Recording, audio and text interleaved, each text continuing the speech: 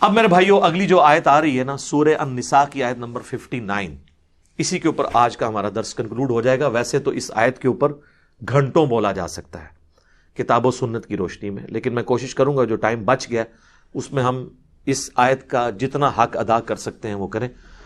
پہلے تو اس آیت کا ترجمہ اور تلاوت کر لیتے ہیں، پھر انشاءاللہ اس کو ڈسکس کرتا ہوں.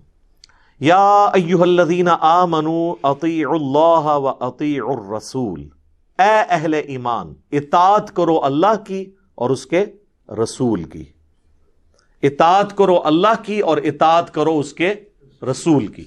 وَأُولِي الْأَمْرِ مِنْكُمْ، اور جو تم میں اولو الامر ہے نا ان کی بھی اطاعت کرو. لیکن اس کے ساتھ اطیعوا نہیں آیا.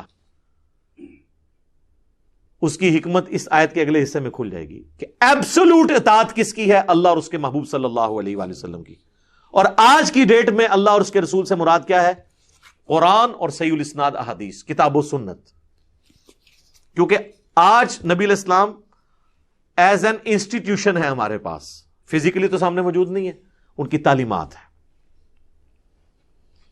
حکمران کی بھی کرنی اطاعت، لیکن وہ غیر مشروط نہیں ہوگی، مشروط ہے اللہ اور اس کے رسول کے ساتھ، کیونکہ ساتھ ہی ذکر آیا فَإِن تَنَازَعْتُمْ فِي شَيْءٍ فَرُدُّوهُ إِلَى اللَّهِ وَالرَّسُولِ، اگر تمہارا تنازع کھڑا ہو جائے تو اپنے اس معاملے کو پلٹاؤ اللہ اور اس کے رسول کی جانب.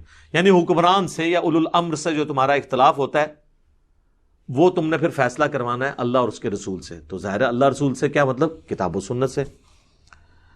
ان کنتم تؤمنون باللہ، اگر تم واقعی اللہ پر ایمان رکھتے ہو نا تو پھر تمہاری روش یہ ہوگی کہ تمہارے لیے فائنل اتھارٹی اللہ اور اس کے رسول ہوں گے عز وجل وصلی اللہ علیہ وآلہ وسلم. والیوم الآخر، اور آخرت پر ایمان رکھتے ہو، یعنی accountability of the day of judgment کا اگر تمہیں خوف ہوگا نا پھر ہی تم کتاب و سنت سے فیصلہ کراؤ گے. ورنہ کیا کہو گے؟ مفتی صاحب نے فرما دیا، بزرگوں نے فرما دیا، ذالک خیر، اسی میں تمہاری خیریت ہے، وَأَحْسَنُ تَأْوِيلًا، اور اسی کا انجام اچھا ہونے والا ہے. کس کا؟ کہ اگر جب کبھی جھگڑا ہو تو اللہ اور اس کے رسول سے فیصلہ کرنا ہے. یہ ہے وہ آیت جس میں صراحتاً اللہ کے محبوب صلی اللہ علیہ وآلہ وسلم کو ہمارا امام ڈکلیئر کیا گیا. لیکن افسوس اس آیت کو انہوں نے لوگوں کے بنائے ہوئے اماموں کی اندھی تقلید کس بورڈ میں پیش کرنا شروع کر دیا، آدھی آیت پڑھ پڑھ کے کہ جی قرآن میں ہے اطیعوا اللہ واطیعوا الرسول واولی الامر منکم. او اگے بھی پڑھو نا، فَإِن تَنَازَعْتُمْ فِي شَيْءٍ فَرُدُّوهُ إِلَى اللَّهِ وَالرَّسُولِ. اچھا اس آیت کے اوپر تو گھنٹوں بولا جا سکتا ہے، میں چند ایک باتیں اس حوالے سے کچھ ڈسکس کر لیتا ہوں اطاعت کے حوالے سے کہ کانسیپٹ اسلام میں کیا ہے اور کس لیول تک احتیاط ہے کہ آپ نے فائنل اتھارٹی ماننا ہے اللہ اور اس کے محبوب علیہ السلام کو صلی اللہ علیہ وآلہ وسلم. اور اجتہاد اگر کسی نے کسی مسئلے میں کیا اور وہ کتاب و سنت سے ٹکرایا تو وہ ریجیکٹڈ ہوگا. امام کو چھوڑ دیں، چاہے وہ اجتہاد کسی صحابی کا بھی ہوا، اور اس کی آپ مثال سن لیں. سنن ابی داؤد میں حدیث ہے، جامع ترمذی میں بھی کچھ حصہ ہے، سنن ابن ماجہ میں بھی ہے اور مشکات المصابیح میں بھی ہے. ایک صحابی تھے سیدنا قیس، وہ نبی علیہ السلام کی خدمت میں حاضر ہوئے اور سیدھا آ کے انہوں نے سجدہ کیا. نبی علیہ السلام نے کہا سر اٹھا کیا کر رہا ہے؟ ان کا یا رسول اللہ میں ہیرا نامی شہر میں گیا تھا کوفے کے پاس، وہاں لوگ اپنے سردار کو سجدہ کرتے ہیں، تو آپ تو اللہ کے رسول ہیں، آپ تو زیادہ حق رکھتے ہیں کہ ہم آپ کو سجدہ کریں. یعنی قیاس کیا انہوں نے، اس واقعے کو اس پہ قیاس کر کے اجتہاد کیا. نبی علیہ السلام نے فرمایا کہ جب میں فوت ہو جاؤں گا اور تم میری قبر سے گزرو گے کیا میری قبر پہ بھی سجدہ کرو گے؟ کہ نہیں یا رسول اللہ. تو فرمایا پھر مجھے سجدہ کیوں کر رہے ہو؟ اگر میں سجدہ جائز سمجھتا تو بیویوں سے کہتا کہ اپنے خامدوں کو سجدہ کریں اس حق کے سبب جو اللہ نے ان کو دیا ہے ان پہ. تو یہاں پہ ایک صحابی کا اجتہاد بھی نبی علیہ السلام نے ریجیکٹ کر دیا کیونکہ کتاب و سنت کے خلاف تھا.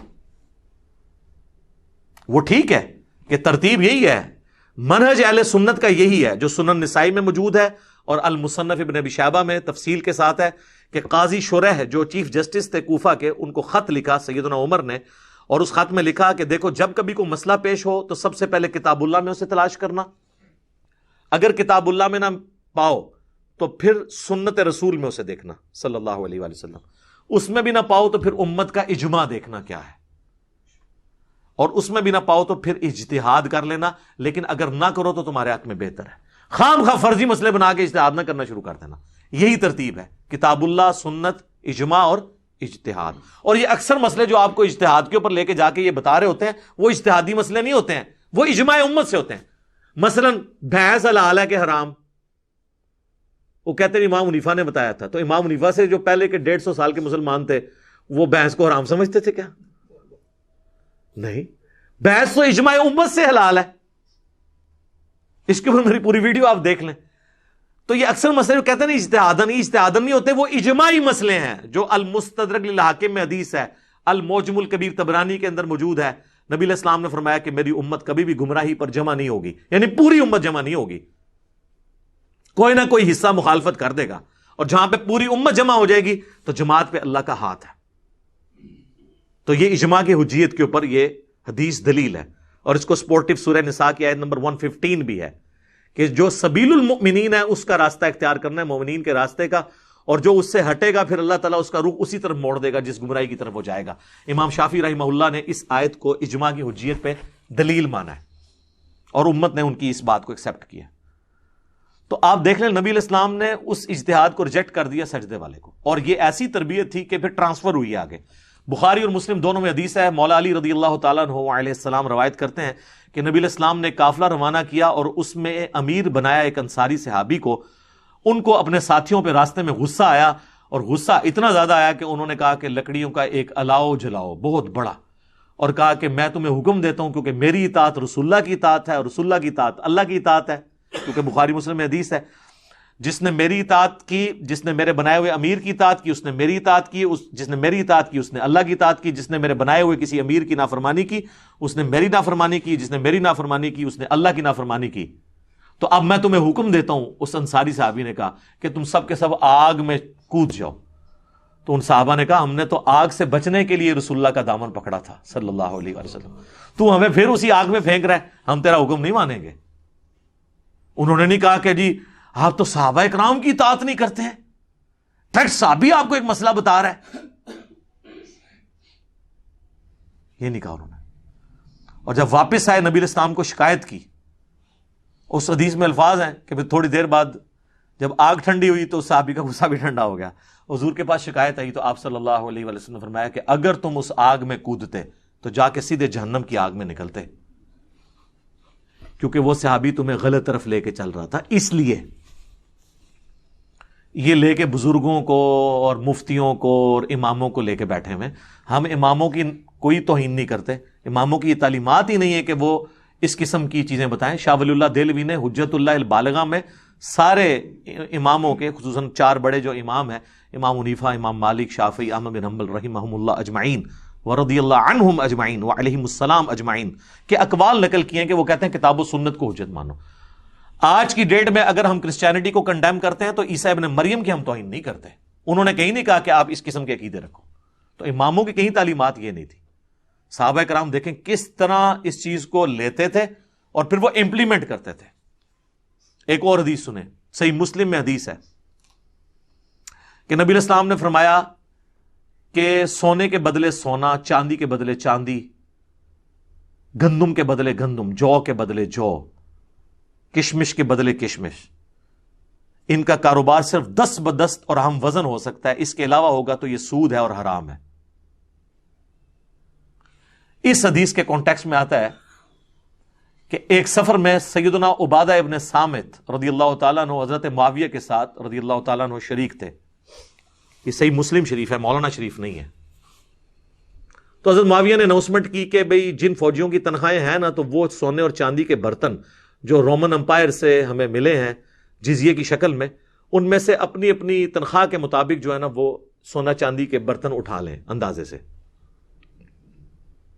تو حضرت عبادہ ابن صامت وہاں کھڑے ہوئے، انہوں نے کہا نبی علیہ السلام نے تو منع فرمایا جب تک ہم وزن نہ ہو۔ اب ایک بندے کی تنخواہ 10 دینار ہے اور وہ برتن اندازے سے 12 دینار کا اٹھا لے تو وہ سود لے رہا ہوگا، تو یہ اس طریقے سے نہ کرو تم۔ اور جب انہوں نے وہاں خطبہ دیا تو وہ سارے فوجی جو ہیں وہ برتن اٹھانے سے باز آ گئے کہ یہ تو ہم حرام کام کر رہے ہیں، یہ سودی کام ہے۔ تو اس پہ حضرت معاویہ کو غصہ آیا انہوں نے وہاں خطبہ دیا کہ یہ لوگ آ کے یہاں پہ ہم سے حدیثیں بیان کرتے ہیں، حالانکہ ہم بھی رسول اللہ کے ساتھ رہے ہیں، ہم نے تو کبھی کوئی ایسی حدیث نہیں سنی۔ حالانکہ حضرت معاویہ رضی اللہ تعالیٰ عنہ تو فتح مکہ پہ مسلمان ہوئے تھے، صحیح مسلم میں موجود ہے۔ جب حج تمتع کے ایشو میں حضرت معاویہ نے اپنے دور پہ پابندی لگانے کی کوشش کی تو حضرت سعد ابن ابی وقاص نے کہا کہ معاویہ تو مکے کے گھروں میں کافر تھا جب ہم حج تمتع کر رہے تھے۔ یہ مسلم شریف ہے سر۔ تو جو شخص فتح مکہ پہ مسلمان ہوا ہے اس کے پاس دین کا نالج زیادہ ہوگا یا عبادہ ابن صامت جو شروع کے مسلمانوں میں سے تھے ان کے پاس زیادہ ہوگا؟ تو یہ تو کوئی دلیل نہیں ہے کہ میں نے تو نہیں بات سنی۔ تو حضرت عبادہ ابن صامت کو غصہ آیا، انہوں نے کہا، دوبارہ خطبہ دیا کہ نبی الاسلام نے اسے سود فرمایا، منع فرمایا، اور پھر انہوں نے جملہ بولا، خواہ معاویہ کی ناک خاک آلود ہو، خواہ ایک اندھیری رات میں مجھے جنگلوں میں معاویہ کے لشکر سے الگ ہونا پڑے، میں الگ ہو جاؤں گا، لیکن جو کچھ میں نے رسول اللہ سے سن رکھا ہے میں اسے پیچھے ہٹنے کے لیے تیار نہیں ہوں۔ یہ ہے جناب کمٹمنٹ کا لیول۔ آپ اماموں اور بزرگوں کو لے کے بیٹھے ہوئے ہیں، ان کی تقلیدوں کے ہمیں جو ہے وہ دھونسے لگا رہے ہیں۔ صحابہ کو تو لیول یہ تھا۔ اس سے آگے صحیح مسلم میں چلیں، یہ تابعین میں کیسے ٹرانسفر ہوا ہے۔ عبداللہ بن عمر بن عاص خانہ کعبے کے سائے میں بیٹھے ہوئے ہیں اور حدیث سنا رہے ہیں کہ اطاعت امیر واجب ہے۔ ایک تابعی وہاں پہ ان کا وہ لیکچر سن رہا ہے۔ جس نے میری ویڈیوز نہیں دیکھی ہوئی تھی میں پہلے کلیئر کرتا ہوں۔ عبد الرحمن بن عبد رب کعبہ، جب لیکچر مکمل ہوا تو انہوں نے کہا کہ آپ کعبے کے سائے میں بیٹھ کے ہمیں اطاعت امیر کی باتیں سنا رہے ہیں، کیا یہ رسول اللہ نے آپ سے بات ارشاد فرمائی تھی واقعی جو کچھ آپ بیان کر رہے ہیں؟ تو انہوں نے کہا، ہاں، میرے کانوں نے نبی الاسلام کی بات سنی، میری آنکھوں نے نبی الاسلام کو دیکھا، میرے دل نے آپ کی بات یاد رکھی۔ تو انہوں نے کہا کہ آپ تو ہمیں اطاعت امیر کی بات کر رہے ہیں، اور آپ کے چچا کا لڑکا معاویہ ابن ابی سفیان جو اس وقت ہمارا حکمران ہے، وہ تو ہمیں کہتا ہے کہ ہم لوگوں کا مال حرام طریقے سے ہڑپ کریں اور انہیں ناحق قتل کریں، اور اللہ تعالیٰ سورۃ النساء کی آیت نمبر 29 میں فرماتا ہے کہ اے ایمان والو، آپس میں ایک دوسرے کا مال ناحق طریقے سے مت کھاؤ اور ایک دوسرے کو قتل مت کرو، اپنوں کو قتل مت کرو۔ اپنوں سے مراد یعنی ایک مسلمان کو قتل کرنا، گویا اپنے آپ کو قتل کرنا۔ اب آپ بتائیں کہ ہم اللہ کی مانیں یا حضرت معاویہ کی مانیں؟ اب یہ بہت بڑی بات تھی۔ تو حضرت عبداللہ بن عمر بن عاص خاموش ہو گئے تھوڑی دیر کے لیے، سوچ میں پڑ گئے کہ اب میں اس کو کیا جواب دوں۔ پھر انہوں نے کہا جو ان کو کہنا چاہیے تھا کہ تم معاویہ کی اطاعت کرو ان کاموں میں جس میں وہ اللہ کی طرف تمہیں بلائے، اللہ کی اطاعت کے اندر اندر، اور جس معاملے میں وہ اللہ کی نافرمانی کا کہے تم اس کی نافرمانی کرو۔ اور اس کو سپورٹی وہ حدیث ہے بخاری و مسلم کی جو میں نے وہ آگ کا الاؤ جلانے والی بیان کی تھی، اس میں اینڈ پہ الفاظ ہیں مسلم شریف میں کہ نبی علیہ السلام نے فرمایا کہ اللہ کی معصیت کے اندر مخلوق کی اطاعت نہیں ہے، مخلوق کی اطاعت صرف معروف میں ہے، منکر میں نہیں ہے۔ اور یہاں پہ بھی انہوں نے وہی بات کی حضرت عبداللہ بن عمر بن عاص نے کہ معاویہ کی اطاعت کرو اللہ کی اطاعت کے اندر، جہاں وہ تمہیں اللہ کے خلاف چلائیں ان کا حکم مت مانو۔ اب مجھے بتائیں، یہ اس طرح کی کئی حدیثیں میں بیان کر سکتا ہوں، پھر آپ مجھے بتائیں یہ تقلید کا یہ ڈرامہ رچا کے بیٹھے ہوئے ہیں، یہ کہاں پہ فٹ بیٹھتا ہے؟ ایک اور حدیث ہے جی صحیح بخاری اور صحیح مسلم میں متفق علیہ حدیث ہے، اور مزے کی بات ہے یہ ایک بنو امیہ کے خدمت گزار نے بیان کی ہے، مروان بن حکم نے، اور بیان کس سے کر رہا ہے؟ امام زین العابدین سے، سیدنا علی بن حسین بن علی سے۔ وہ کہتا ہے کہ جی میں اس مجلس میں موجود تھا جہاں پہ سیدنا عثمان اور سیدنا علی کا اختلاف ہو گیا حج تمتع کے مسئلے میں۔ ہائے ہائے ہائے۔ اور وہ مروان کے الفاظ ہیں کہ جب حضرت علی نے دیکھا کہ حضرت عثمان مسلسل اپنے اس موقف پہ قائم ہے کہ وہ حج تمتع پہ پابندی لگا رہے ہیں، تو سیدنا علی نے ان کو پہلے تو سمجھایا کہ یہ سنت قیامت تک کے لیے حضور نے جاری کی ہے۔ بخاری مسلم میں حدیث ہے کہ قیامت تک کے لیے حج اور عمرہ یوں داخل ہو گئے، حضور نے انگلیاں یوں داخل کی کہ اب یہ علیحدہ نہیں ہو سکتے، مشرکین عرب کی رسم رسول اللہ نے توڑ دی صلی اللہ علیہ وآلہ وسلم۔ تو مروان کہتا ہے کہ میں اس مجلس میں موجود تھا جب حضرت علی نے دیکھا کہ حضرت عثمان اپنی بات سے پیچھے نہیں ہٹ رہے، تو انہوں نے کہا کہ میں کسی شخص کے کہنے پہ رسول اللہ کی سنت نہیں چھوڑ سکتا، خواہ آپ بھی کیوں نہ ہو۔ اور پھر انہوں نے کہا کہ میں حج اور عمرہ اکٹھا کرنے کی نیت کرتا ہوں۔ یہ حدیث بھی بخاری مسلم کی اس بات کا ثبوت ہے کہ خلیفہ راشد سے بھی اختلاف ہو سکتا ہے، سنت کو آپ نے پرائرٹی دینی ہے۔ حج تمتع کا عمل سیدنا علی نے جاری فرمایا اس حوالے سے.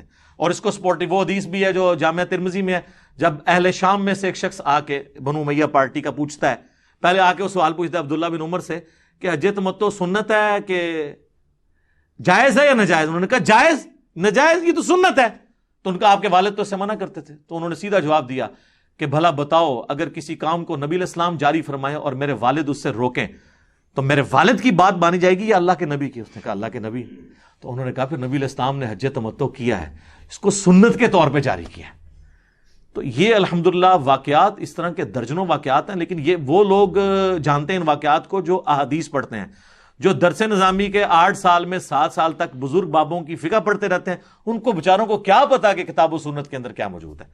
تو ہم تو صرف عرض ہی کر سکتے ہیں. ایک اور حدیث سنیں, بخاری مسلم دونوں میں حدیث ہے. حضرت حسان بن ثابت مسجد میں اشعار پڑھ رہے تھے, نعتیہ. حضرت عمر وہاں سے گزرے, خلیفۃ المسلمین ہیں, انہوں نے یوں کر کے دیکھا, انہوں نے کہا, حسان نے کہا اے عمر اس طرح نہ مجھے دیکھ, تجھ سے بہتر شخصیت مسجد میں بیٹھی ہوتی تھی, میں انہیں بھی اشعار سناتا تھا, نعتیہ. تو حضرت عمر نے بھی آگے سے نہیں کہا کہ میری اطاعت تو واجب ہے, علیکم بسنتی وسنت الخلفاء الراشدین المہدیین. نہیں, ان کو پتا تھا فَإِن تَنَازَعْتُمْ فِي شَيْءٍ فَرُدُّوهُ إِلَى اللَّهِ وَالرَّسُولِ, خواہ خلیفہ راشد ہی کیوں نہ ہو. انہوں نے کہا گواہ پیش کرو. ان کا یہ ابو ہریرہ بیٹھے ہیں. تو حضرت ابو ہریرہ نے کہا کہ اے امیر المومنین, واقعی نبی صلی اللہ علیہ وآلہ وسلم حضرت حسان سے نعت سنتے تھے, اور وہ نعتی اشعار مسلم شریف میں اوپر تلے کئی احادیث میں موجود ہیں, بلکہ بخاری مسلم میں حدیث ہے اور اس میں بھی وہ الفاظ موجود ہیں. حضرت ابو ہریرہ کہتے ہیں کہ حضرت حسان کے لیے تو حضور نے دعا کی تھی, اے اللہ روح قدس کے ذریعے ان کی مدد فرما, جس طرح عیسیٰ ابن مریم کی مدد کی تھی تو نے, تو ان کے لیے تو دعا ہے. تو حضرت عمر وہاں سے خاموش ہو کے چلے گئے. اچھا, اس سے یہ بھی پتا چلا کہ حضرت عمر خلیفۃ المسلمین ہونے کے باوجود ان کو یہ حدیث نہیں پتا تھی. یہ جو آپ کہتے ہیں نا اتنے بڑے مفتی صاحب کو کچھ نہیں پتا, اتنے بڑے بزرگ امام کو نہیں پتا, حضرت عمر سے بڑا کون سا مفتی ہے اور امام ہے؟ حضرت عمر کو بھی نہیں پتا تھا کہ نعت سننا سنت ہے نا. یہ بھی گل وچوں نکلتی ہے. ہاں جی. اور اس قسم کے کئی ایک واقعات ہیں, بخاری مسلم دونوں میں حدیث ہے. حضرت ابو ہریرہ جو سب سے زیادہ حدیثوں کے راوی ہیں, وہ نبی علیہ السلام کی وفات کے بعد 30 سال تک یہ فتویٰ دیتے تھے کہ جو جنوبی ہے جب تک غسل نہ اتار لے روزہ نہیں رکھ سکتا. اما عائشہ تک جب بات پہنچی تو اما عائشہ نے کہا کہ خدا ابو ہریرہ پر رحم کرے, نبی علیہ السلام جنبی ہوتے تھے احتلام کی وجہ سے نہیں, یعنی انہوں نے شرم کے مارے کہا کہ اپنی بیویوں کی صحبت کی وجہ سے. مراد یہ کہ ان کو یہ پتا بھی ہوتا تھا کہ میں جنبی ہوں, اس کے باوجود وہ ختم سحری کے بعد غسل اتار لیا کرتے تھے, فجر کا وقت داخل ہونے کے بعد. حالانکہ یہ تو بندہ پلان بھی کر سکتا ہے کہ یار میرے پہ غسل فرض ہے, میں چلو رات کو ہی کر کے سو جاؤں. تو حضرت عائشہ نے اس کے لیے کیا لفظ استعمال کیا؟ بغیر احتلام کے جب جنبی ہوتے تھے تو بھی ایسے کر لیتے تھے. جب حضرت ابو ہریرہ تک بات پہنچی تو انہوں نے کہا یہ میرا ذاتی فتویٰ تھا, مجھے اس حدیث کا نہیں پتا تھا, تو میں اب رجوع کرتا ہوں. تو اگر حضرت ابو ہریرہ جو سب سے زیادہ حدیثوں کے راوی ہیں ان تک حدیث نہیں پہنچی ہوئی ہے, تو امام حنیفہ, امام شافعی, امام احمد بن حنبل, امام مالک کے نام کے اوپر آپ لوگ ان کو بدنام کرنے کے لیے آپ نے ایک تقلید کے نام کے اوپر ایک مصیبت کھڑی کر دی. میرا ایک مسئلہ نمبر 197 ہے, اماموں کی گستاخی کا فتویٰ, میرے پہ انہوں نے لگایا تھا, میں نے اس میں کئی ایک مثالیں اور پیش کی ہیں. اور آپ کو یہ بھی کہتے ہوئے نظر آئیں گے کہ جی وہ سعودیہ والے ہمارے حنبلی بھائی ہیں. یہ جو آیت میں نے پڑھی نا, فَإِن تَنَازَعْتُمْ فِي شَيْءٍ فَرُدُّوهُ إِلَى اللَّهِ وَالرَّسُولِ, سورہ نساء آیت نمبر 59, اس کے کانٹیکسٹ میں سعودیہ والے جو مفت قرآن دیتے ہیں نا, جس کی پروف ریڈنگ ان کے علماء نے بھی کی ہوئی ہے, شروع میں انہوں نے اسے انڈورس کیا ہے, پہلے وہ تفسیر عثمانی دیتے تھے, اس میں کافی شرکیہ باتیں تھیں, پھر انہوں نے بین کر دی. صلاح الدین یوسف صاحب کا آسن البیان دیتے ہیں جو دارالاسلام والوں سے انہوں نے رائٹس لیے ہیں, اس میں لکھا ہوا ہے کہ دور حاضر میں اماموں کی تقلید نے امت کے شرازے کو بکھیرا ہی ہے بجائے اس کو اکٹھا کرنے کے, اور انہوں نے اپنی طرف سے ایک تیسری اطاعت بھی مسلمانوں پہ واجب کر دی ہے, تقلید شخصی. وہ تو تقلید شخصی کو غلط کہتے ہیں. اور مفتی اعظم سعودیہ شیخ عبدالعزیز بن عبداللہ بن باز, ان سے کسی نے کہا آپ حنبلی ہیں؟ انہوں نے کہا میں حنبلی نہیں ہوں, میں کتاب و سنت کے مطابق فتوے دیتا ہوں. اور یہ سارے لے کے بیٹھے ہوئے حنبلی. وہ حنبلی اپنی نسبت کی وجہ سے کہتے ہیں کہ ہم احمد بن حنبل کے سکول آف تھاٹ پہ ہیں, اور احمد بن حنبل کا سکول آف تھاٹ یہ تھا کہ جب بھی آپ کو صحیح حدیث مل جائے نا, وہی آپ نے مذہب اختیار کرنا ہے. آپ نے یہ نہیں کہنا کہ میں نے کچھ فرما دیا تھا. اس حساب سے تو ہم بھی حنبلی ہیں جی, اگر اس کا نام حنفی حنبلی ہونا ہے. جیسے امام شافعی نے فرمایا تھا ان کان رفضا حب آل محمد فلیشہد الثقلان انی رافضی, اگر اہل بیت سے محبت کا نام رافضی ہونا ہے, شیعہ نہیں رافضی, تو اے جنوں اس گواہ ہو جاؤ کہ میں بھی رافضی ہوں. ان معنوں میں تو آپ کچھ بھی کہہ سکتے ہیں. اور انہوں نے حرمین میں 400 سال تک ایٹ لیسٹ 4 مسلح ڈال کے رکھے. 1517 سے لے کر 1917 تک آلموسٹ یہ سلطنت عثمانیہ رہی ہے. پھر 1925 میں جب یہ ٹوٹی تو سعودی حکومت نے یہ پہلے تو 4 مسلح اٹھوائے لیکن ان کی بلڈنگیں نہیں توڑوائیں, وہ 1955 میں توڑوائی ہیں. اسی لیے اس کی کلرڈ تصویریں ہمارے پاس موجود ہیں ان 4 مسلحوں کی. آپ ذرا امیجن کریں کہ ایک حرم کے اندر ایک اللہ, ایک رسول, ایک قرآن کے ماننے والے 4 جماعتیں اللہ تعالیٰ کراتے تھے, اور دوسری طرف کہتے ہیں یہ ہمارے سارے بھائی ہیں, ہم آپس میں بھائی ہو تو امام تو چلو اس طرح کر لو کہ فجر صرف حنفی پڑھا لیں, سارے ان کے پیچھے پڑھ لیں, زور شافی پڑھا لیں, پھر تو بھائی. چاروں اپنی اپنی جماعت کراتے تھے. اور اس زمانے میں انہوں نے کنکلوڈ کر لیا تھا جی امت کا اجماع ہو گیا ہے. شیعہ کو تو کوئی مسئلہ نہیں دیا ہوا تھا, تو اجماع کہاں سے ہو گیا؟ اور اجماع ایسا ٹوٹا کہ امت نے اٹھا کے پرے پھینکا. ان کے تھے اجماع 100 سال ہو گئے, تو اجماع ٹوٹ گیا. اجماع ٹوٹتا نہیں ہے کیونکہ جماعت پہ اللہ کا ہاتھ ہے, اللہ کا ہاتھ تو نہیں ٹوٹ سکتا. یہ جعلی اجماع سی. اور میں تو پریڈکٹ کیتا کہ آندہ اجماع ہونا ہی نہیں, کیونکہ حنفی بھی 2 ہونے ہیں. ہاں, حنفی بریلوی اور حنفی دیوبندی.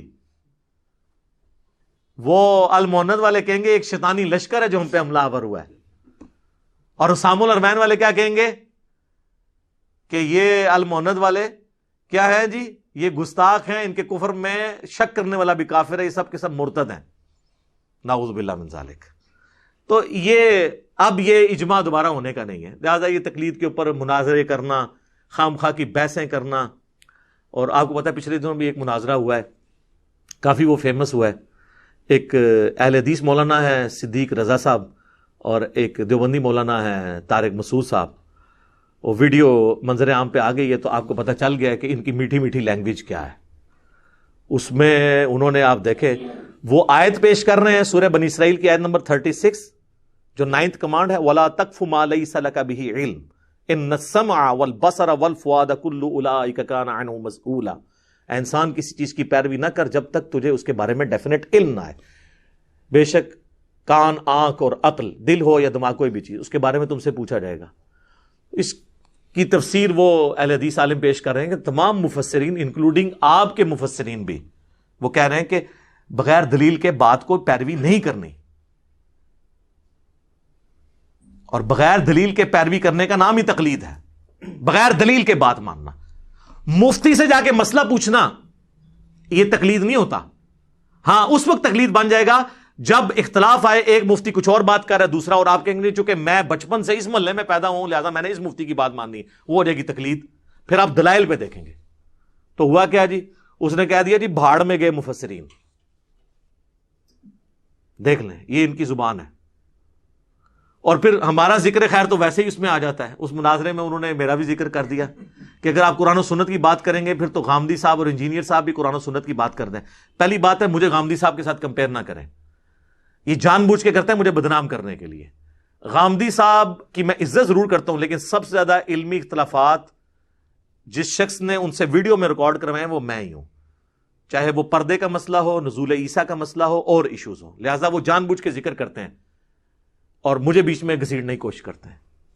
تو خام خواہ اس میں, اور آپ نے ان کی لینگویج اور گفتگو سے اندازہ لگا لیا. اور پھر بار بار اس میں وہ کہہ رہے ہیں کہ جی دیکھیں صحابہ کرام سے جب کوئی مسئلہ جا کے پوچھتا تھا تابعی تو وہ دلیل نہیں مانگتا تھا.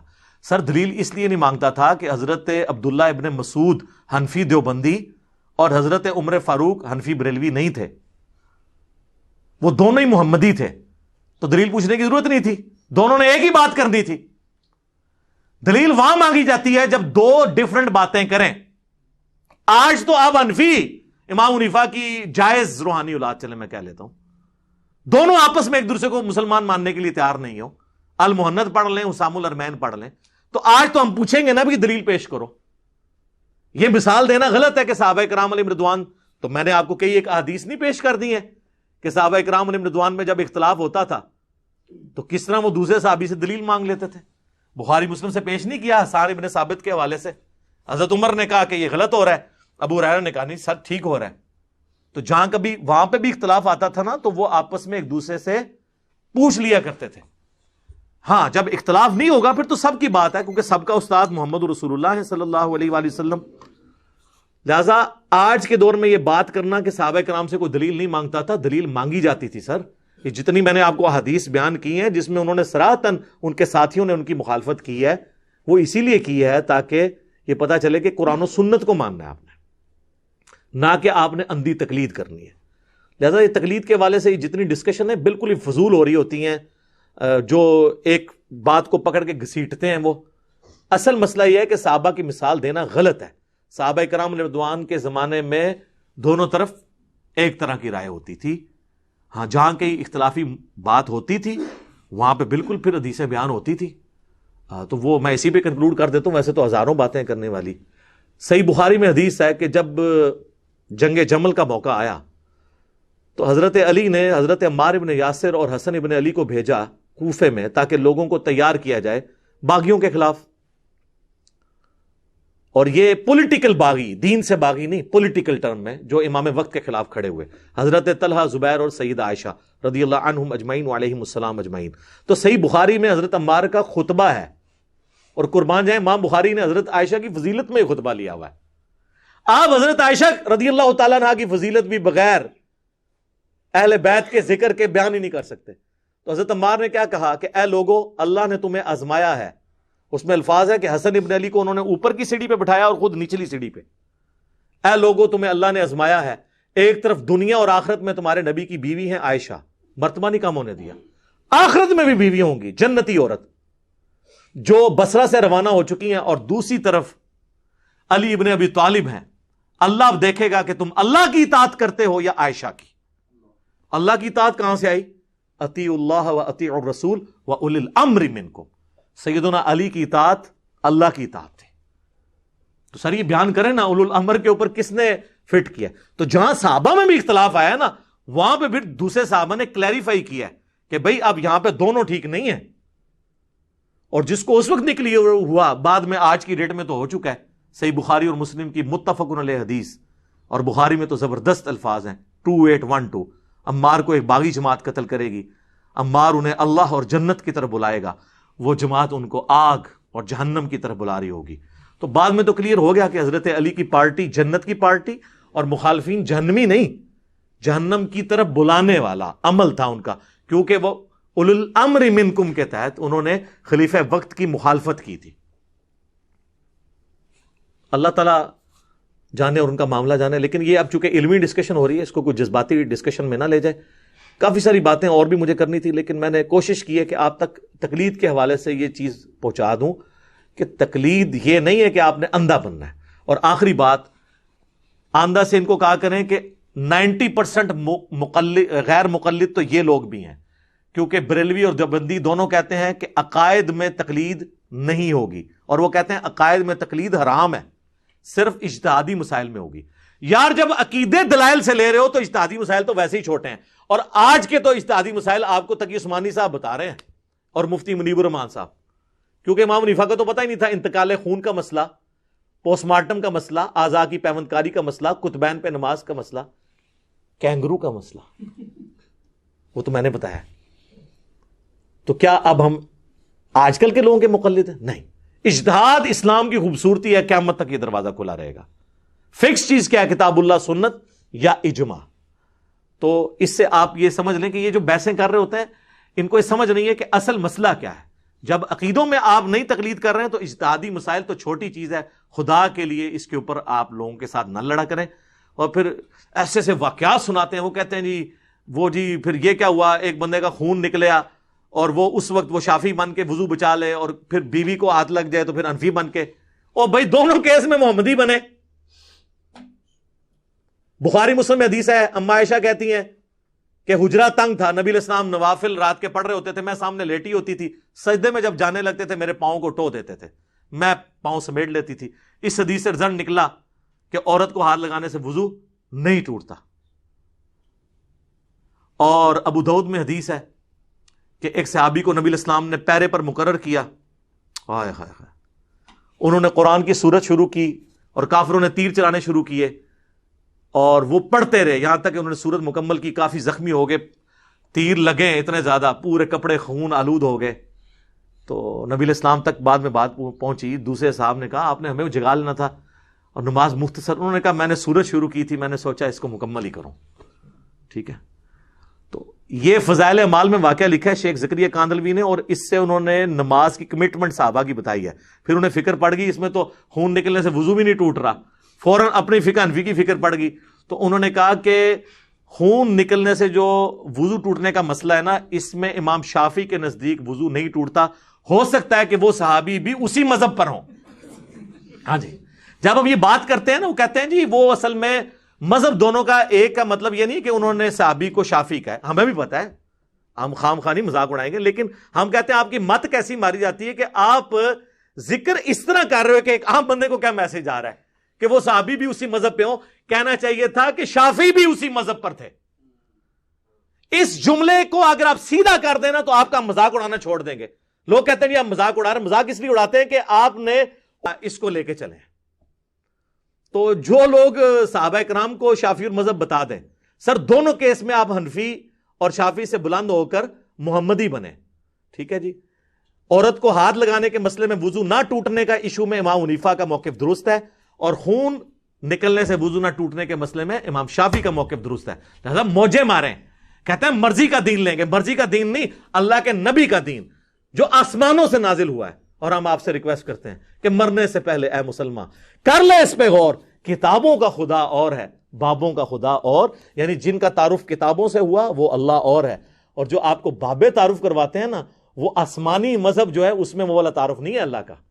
ٹھیک ہے, تو بس یہی عرض کرنا تھا. اللہ تعالیٰ سے دعا ہے جو حق بات میں نے کہی اللہ تعالیٰ ہمارے دلوں میں راسخ فرمائے. اگر جذبات میں میرے منہ سے کوئی غلط بات نکل گئی اللہ تعالیٰ ہمارے دلوں سے ہی محو کر دے, ہمیں معاف بھی فرما دے, ہمیں کتاب و سنت کی تعلیمات پر عمل کر کے دوسرے بھائیوں تک پہنچانے کی توفیق عطا فرمائے. سبحانک اللہم و بحمدک اشہد ان لا الہ الا انت استغفرک و اتوب الیک وما علینا الا البلاغ